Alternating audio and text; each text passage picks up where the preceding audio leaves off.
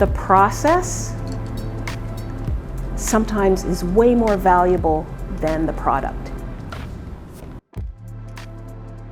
My name is Georgia Fullerton, and I'm an abstract expressionist artist and an expressive arts therapist.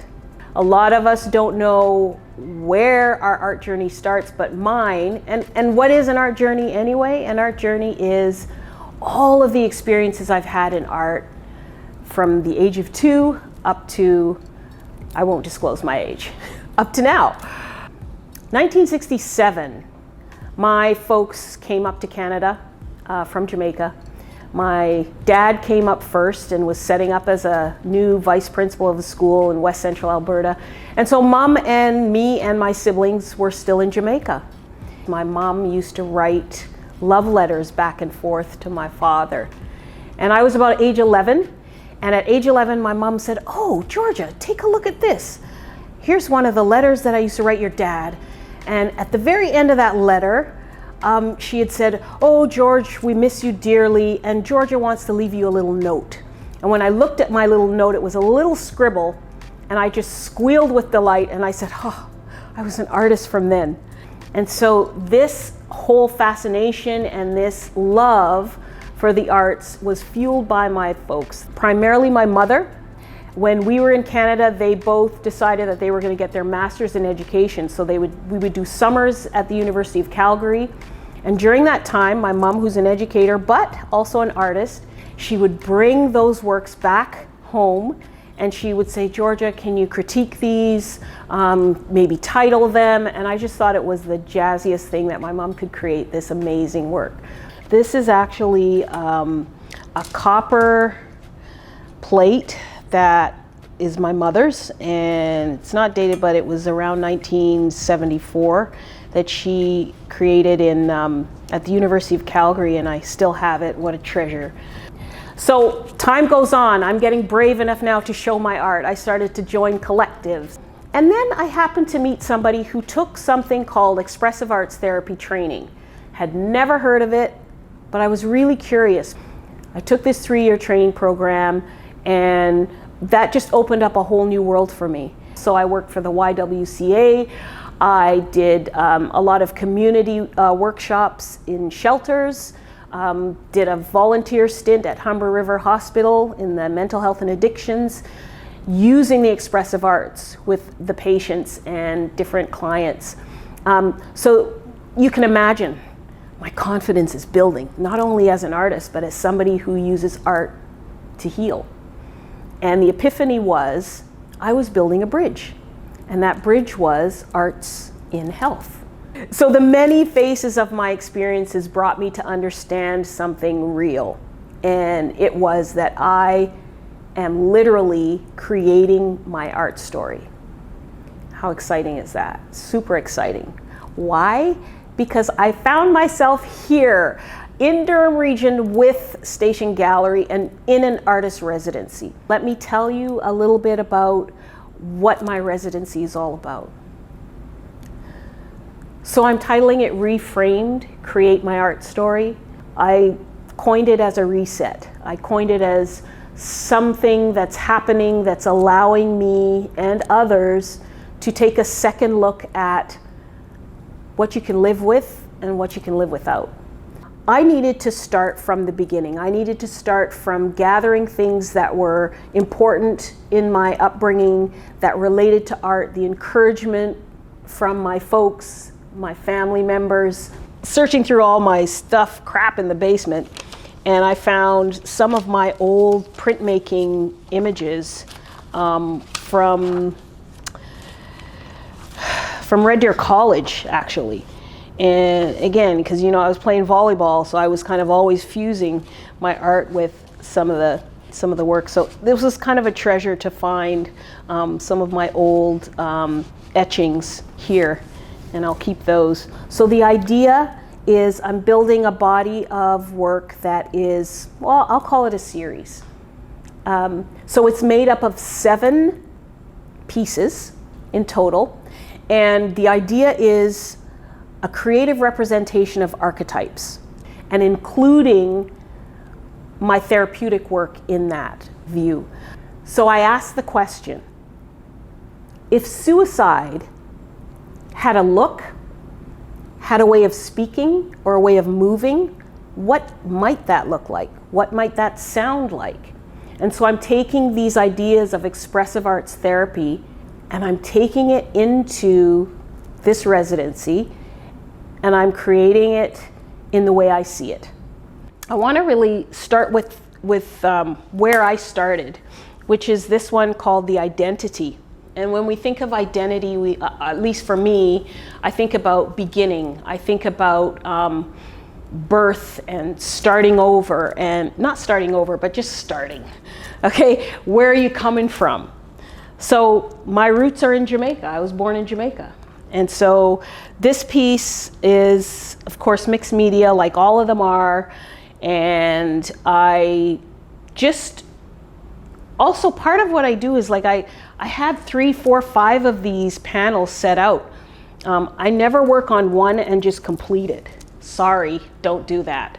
I have to keep moving. Maybe it's my own little ADHD going on, but I have to jump from what I feel one day to the next day. Because you walk into the studio, you're not going to feel the same every day, right? So I really wanted to experience what it was like to take some of my old work that I had done in college in like 1983 and bring it into something new.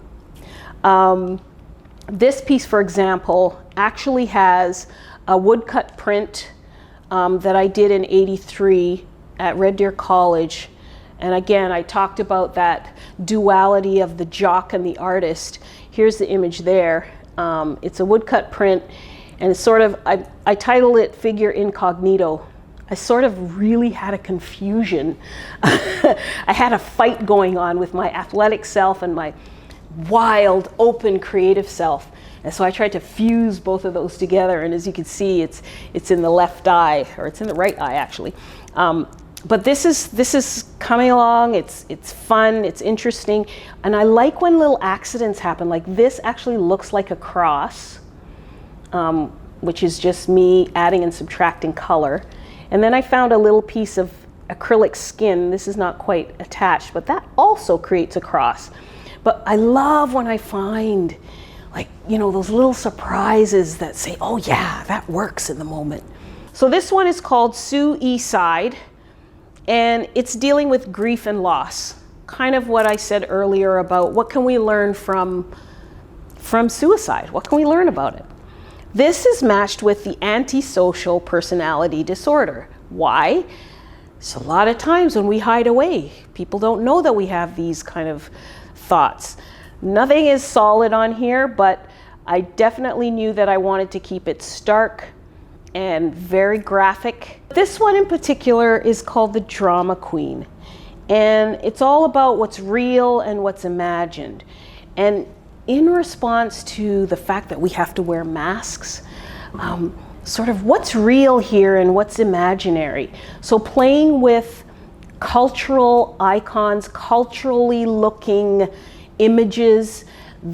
Her culture is Chinese. She's fully made up, which is amazing. And these kind of things, I go to like Value Village or any of these sort of secondhand places. I used to travel along Queen Street a lot and get these things. So this is like a Buddha mask. And the idea here is really just, if it looks really real, it looks tactile. But what is real?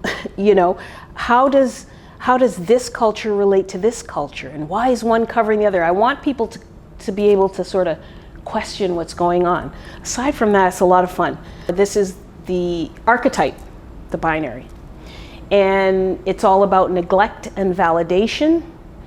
And I think the personality disorder that I'm matching it with is the avoidant personality disorder. Whether you see the title or not, it doesn't matter to me. I think one of the greatest things that I enjoy doing when I'm creating or after I've created work is to hear what other people have to say about it. I live for feedback.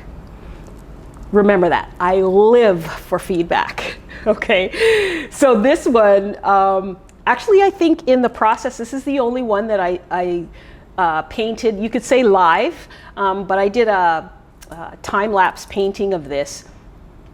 And on the day, I was just inspired by, what was I inspired by that day? I'd have to look at the writing, right? Because I wrote about this afterwards. But other things that I do in my technique or my approach, if you can see this figure under here that's kind of masked by this fabric, this sort of decorative lace fabric. So this figure here is a collage. It's a print of a much larger painting that I did back in, oh gosh, 2008 or 9. And that original painting was called Vixen Bloom. It was a time when I guess you could say I had a sexual awakening. I had, like I said, left my marriage, took up with somebody else, was hypnotized by the lovemaking, or let's just call it sex. This isn't G-rated, is it? Okay. Anyway, it's about my life. And what I found was happening was the paintings that I was doing during a certain period in my life, they all had to do with significant people in my life, experiences I had gone through. And I just thought Vixen Bloom was interesting because I was at that time in a place where this is all new to me. This is an awakening. I'm ascending, I'm rising. And it didn't turn out good, but nonetheless, I felt like I was neglecting who I was. I was not validating myself as a woman who deserved to be treated a certain way. And so somehow this informed this piece.